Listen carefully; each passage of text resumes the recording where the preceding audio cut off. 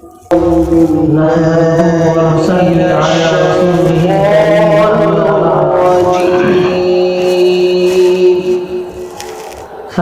بالله من الشيطان الرجيم. بسم الله الرحمن الرحيم.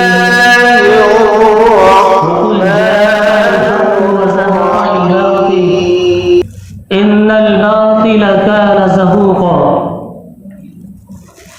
وقال الله تبارك وتعالى في كلامه المجيد والفرقان الحميد: بل نقذف بالحق على الباطل فيدمغه فإذا هو زاهق ولكم الويل مما تصفون. صدق اللہ العظیم.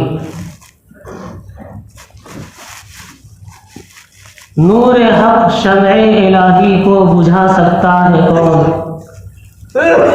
نور حق شمع الہی کو بجھا سکتا ہے کون؟ جس کا حامی ہو خدا اس کو مٹا سکتا ہے کون؟ برادران اسلام، معزز سامعین کرام، آج میں جس موضوع کے اوپر اپنی گفتگو پیش کرنا چاہتا ہوں وہ ہے اسلام سے ٹکرانے والوں کا انجام.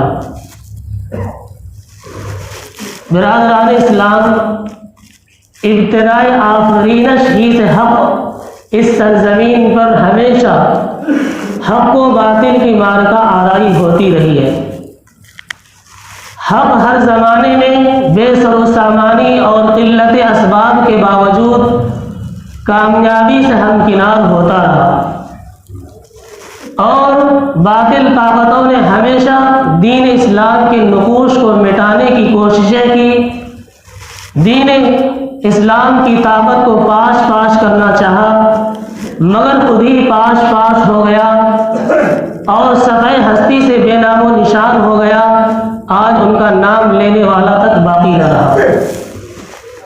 قرآن کریم کہتا ہے: بل نقذف بالحق علی الباطل فیدمغہ فإذا هو زاہق، کہ ہم حق بات کو باطل پر اس طرح پھینک مارتے ہیں کہ وہ حق بات باطل کا بھیجا نکال دیتا ہے، اس کو مغلوب کر دیتا ہے، وہ دفعتاً مغلوب ہو کر جاتا رہتا ہے.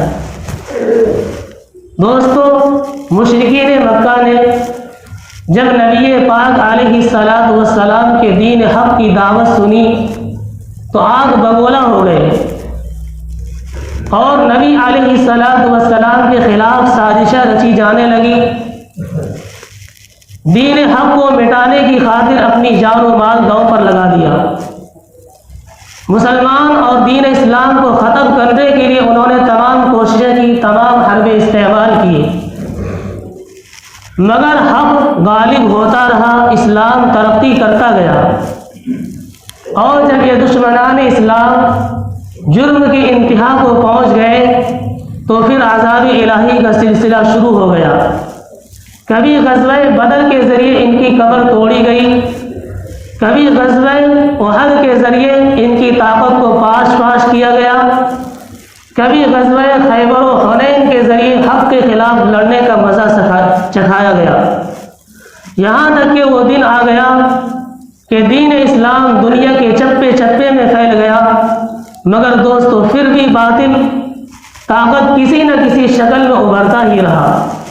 اور رب العالمین نے ہر فرعون وقت کو کے سر کو کچلنے کے لیے عصائے موسیٰ بھی پیدا کیا. اگر فتنہ ارتداد نے جنم لیا تو حضرت ابو بکر صدیق رضی اللہ عنہ نے اس کا مقابلہ کیا. اگر خوارج نے قدم آگے بڑھایا تو حضرت علی رضی اللہ عنہ نے اس کا جواب دیا.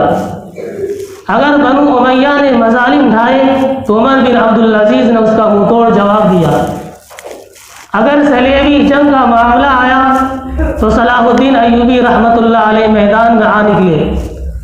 اگر رضا خانیت، بریلویت اور قادیانیت نے جنم لیا تو شاہ عطا اللہ بخاری اور علامہ انور شاہ کشمیری نے ان کے چھکے چھوڑا دیے. اگر برطانوی سامراج سے مقابلے کا وقت آیا تو شاہ عبدالعزیز محدث دہلوی، ٹیپو سلطان شہید اور مولانا قاسم نانوتوی رحمۃ اللہ علیہ میدان میں کود پڑے. مورخین نے ان واقعات کو اپنے سنہرے قلم سے لکھا ہے اور تاریخ نے اپنے سینے میں محفوظ کر لیا۔ آپ پچھلی داستانیں پڑھیں گے اور اسلامی تاریخ کا مطالعہ کریں گے تو آپ کو معلوم ہو جائے گا کہ اسلام کے روشن چراغ کو بجھانے کے لیے، اسلام کے بڑھتے ہوئے طاقت کو روکنے کے لیے بڑے بڑے فرعون وقت، بڑے بڑے قارون زمانہ اور فرعون وقت نے جنم لیا، لیکن کیا ان سب کے باوجود اسلام مٹ گیا؟ کیا حق کا چراغ بجھ گیا؟ کیا دین اسلام کے علوم و فنون دفن ہو گئے؟ نہیں، ہرگز نہیں، بلکہ تاریخ گواہ ہے کہ جہاں جہاں بھی دین اسلام کی پرزور مخالفت کی گئی وہاں اسلام اور زیادہ پھیلتا چلا گیا۔ جہاں جہاں دین اسلام کے خلاف سازشیں رچی جانے لگی وہاں اور زیادہ اسلام کا قدم مضبوط ہوتا چلا گیا، جمتا ہی چلا گیا۔ جو لوگ مذہبی اعتبار سے اسلام کے مخالف تھے وہی حامی و مددگار بن گئے، جو بت ساز تھے وہی بت شکن بن گئے۔ علامہ اقبال نے کیا ہی خوب کہا ہے آیا یورش تاتار کے فسانے سے، ہے آیا یورش تاتار کے فسانے سے، پاسباں مل گئے کعبے کو صنم خانے سے۔ مختصر یہ کہ باطل طاقتوں نے ہمیشہ دین اسلام کے آگے سر کو اٹھایا ہے، لیکن دیکھتے ہی دیکھتے اس طرح تباہ ہو گیا ان کا نام و نشان تک باقی نہ رہا۔ مگر دین اسلام جس طرح کل تھا اسی طرح آج بھی تابندہ و درخشاں ہے۔ جس طرح اسلام کا پیغام کل جو تھا وہی پیغام آج بھی ہے۔ نور خدا ہے کفر کی حرکت پہ خندہ زن، نور خدا ہے کفر کی حرکت پہ خندہ زن، پھونکوں سے یہ چراغ بجھایا نہ جائے گا۔ اللہ تعالیٰ نے کلام پاک کے اندر فرمایا یریدون لیطفئوا نور اللہ بافواہہم واللہ متم نورہ ولو کرہ الکافرون۔ یہ دشمنان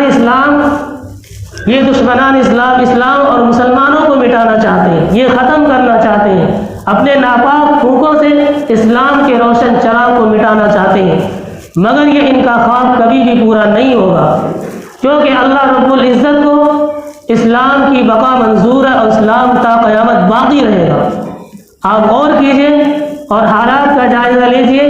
آج پوری دنیا اسلام کے پیچھے پڑ گیا، پوری دنیا اسلام کو ختم کرنے کے لیے متحد ہو گیا۔ امریکہ اسلام کے پیچھے پڑ گیا، اسرائیل اسلام کے پیچھے پڑ گیا، یورپ اسلام کے پیچھے پڑ گیا، میڈیا والے اسلام کے پیچھے پڑ گیا، اور پولیٹیکل پارٹیاں بھی اسلام کے پیچھے پڑ گئی۔ تو میں آج آپ سب سے یہ سوال کرنا چاہتا ہوں، یہ پوچھنا چاہتا ہوں، اگر سارے ہی لوگ اسلام کے پیچھے پڑ گیا تو آپ ہمیں یہ بتائیے کہ اسلام کہاں ہے، پیچھے یا آگے؟ کہاں ہے؟ اسلام آگے اور باقی سب پیچھے۔ یہ اس بات کی علامت ہے کہ اسلام اللہ کا دین ہے، اللہ کا کامل اور پسندیدہ دین ہے۔ کل بھی ابو جہل لگا تھا تو پیچھے ہی لگا تھا، اور آج ان کی اولاد لگی ہے تو پیچھے ہی لگی ہے۔ یہ دین ہمیشہ آگے تھا اور انشاءاللہ تا قیامت ہمیشہ آگے ہی رہے گا۔ یہ دشمنان اسلام چاہے کتنی ہی کوشش کر ڈالیں لیکن اسلام اور مسلمانوں کو ختم نہیں کر سکتا۔ اسلام کبھی ختم نہیں ہو سکتا، کبھی نہیں مٹ سکتا، چاہے کتنی ہی کوشش کر ڈالیں۔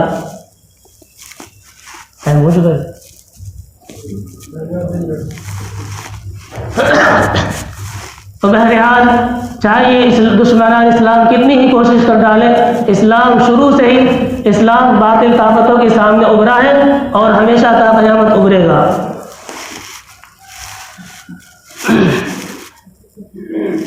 مسلمانوں نہ گھبراؤ خدا کی شان باقی ہے، مسلمانوں نہ گھبراؤ خدا کی شان باقی ہے، ابھی اسلام زندہ ہے، ابھی قرآن باقی ہے۔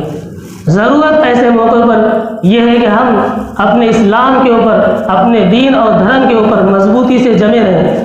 اگر ہم دین اسلام کو مضبوطی سے تھامے رکھیں گے اور شریعت کے مطابق ہم عمل کریں گے تو کوئی بھی طاقت ہمارا کچھ نہیں بگاڑ سکتی، نہ کبھی کچھ کر پایا اور نہ کبھی کچھ کر پائے گا۔ لیکن اگر ہم نے اپنے دین کو چھوڑ کر، اپنے شریعت کے احکام کو چھوڑ کر اگر ہم غیروں کے طریقے کے اوپر چلیں گے تو یاد رکھو وہ دن دور نہیں، ہمارا بڑھیا سے علاج بھی ہوگا، چونکہ یہ اللہ تبارک و تعالیٰ کی طرف سے آزمائش ہوگی۔ کیونکہ اللہ تبارک و تعالیٰ دیکھنا یہ چاہتے ہیں کہ کون سا ایمان والا دین کے اوپر ثابت قدم رہتا ہے اور کون دین کے خلاف چلتا ہے۔ یہ اللہ تبارک و تعالیٰ کی طرف سے آزمائش ہے۔ ایسے موقعوں پر ہمیں ثابت قدم رہنے کی ضرورت ہے اور اللہ تبارک و تعالیٰ سے دعا کرنے کی بھی ضرورت ہے۔ اللہ تعالیٰ تمام مسلمانوں کو دین کی صحیح سمجھ عطا فرمائے اور مرتے دم تک اسلام پر